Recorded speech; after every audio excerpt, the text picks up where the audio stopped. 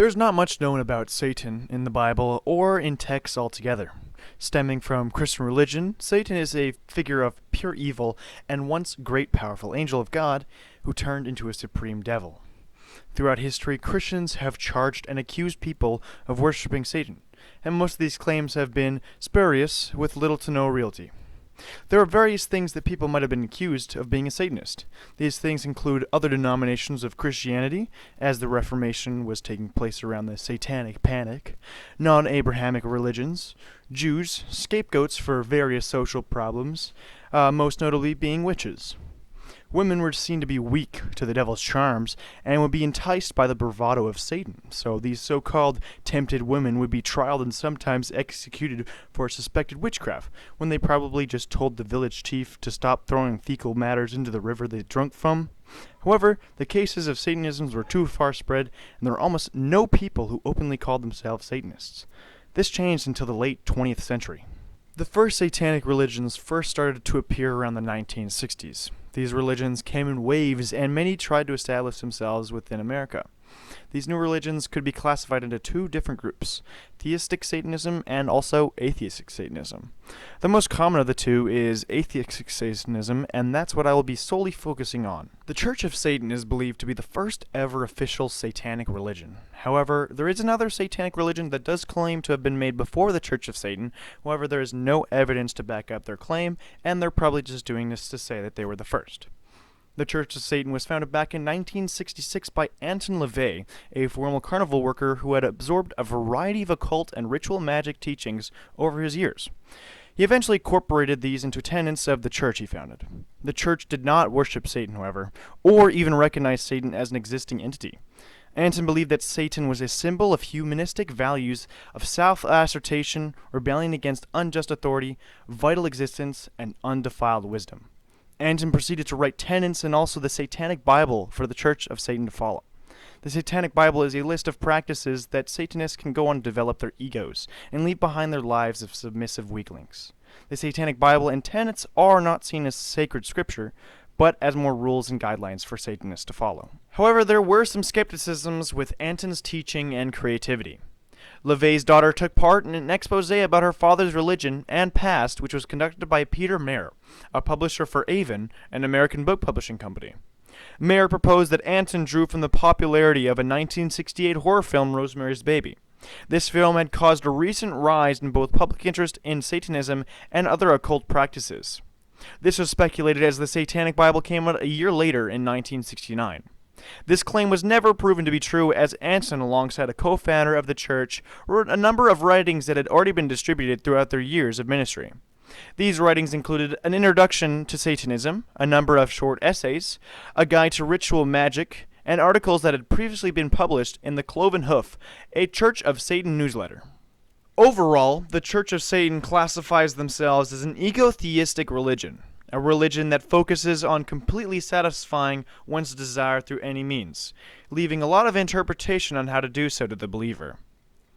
Their literatures give some guidance on how to improve one's ego through 9 different rituals and ceremonies, which a lot of these works were also taken from inspiration of satanic books.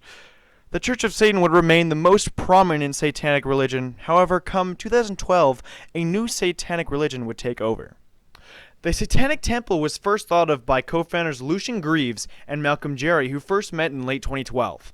Once again, just like the Church of Satan, the Satanic Temple is a religion that is atheistic and views Satan as a symbol of rebellion.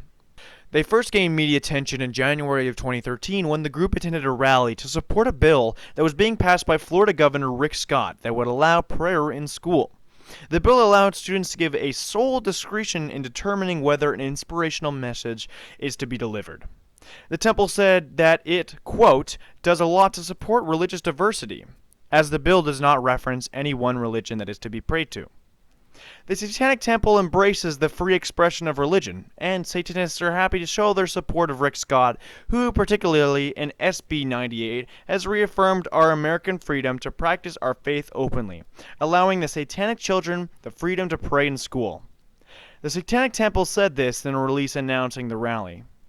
The purpose of the Satanic Temple is to promote civil rights, egalitarianism, religious skepticism, social justice, secularism, and the separation of church and state, supporting their mission to encourage benevolence and empathy among all people. They generally go about this in pretty unconventional ways that almost plays off their religion as a joke. Through the usage of satirical plays and other theatrics, it accumulates a variety of an audience and grants them a well-liked image. It's not generally that well-mannered and jovial people would be related to the devil. They have also been known to take legal actions in some examples, such as TST versus Texas, where Texas had rejected a member of the Satanic Temple the right to an abortion, which goes against one of the 7 tenets of the Temple of Satan. There are many other examples that are clearly stated on their website that greatly motivated to express their religious freedom and are willing to fight for it. They follow 7 tenets as stated above that act as the foundation to all of their beliefs. These tenets are as follows.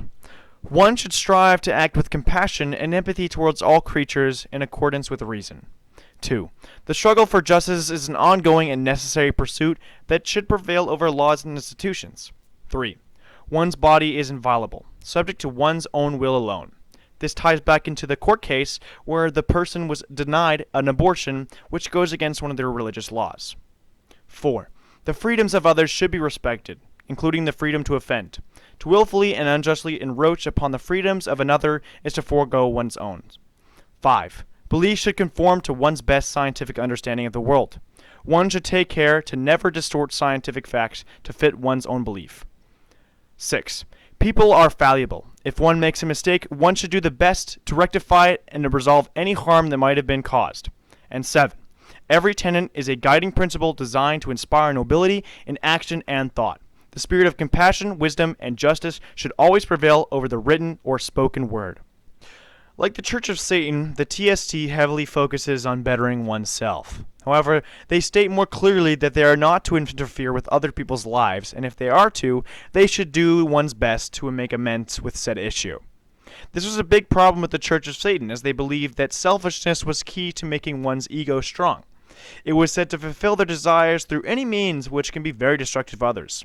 This isn't to say that every TST member will act as such.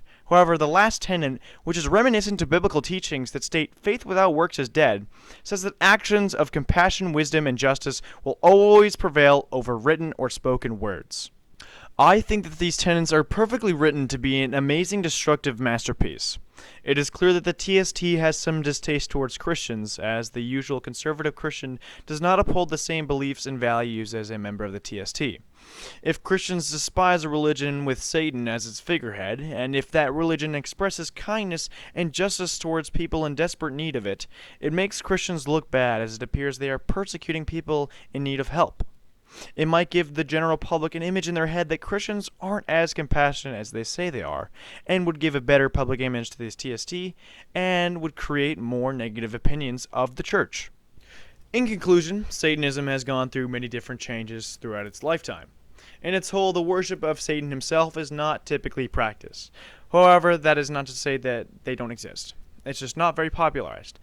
As it stands today, Satanism and its many different denominations are just people, and it's not like we should treat them any differently based on their beliefs, as long as they're not hurting anybody. It's up to us to make sure that we aren't misinformed on people's values. People are granted the freedom of religion, and just like the government has accepted that Satanism is a religion, you too should accept their beliefs. You don't have to be a Satanist, you just have to treat them like a person. Peace.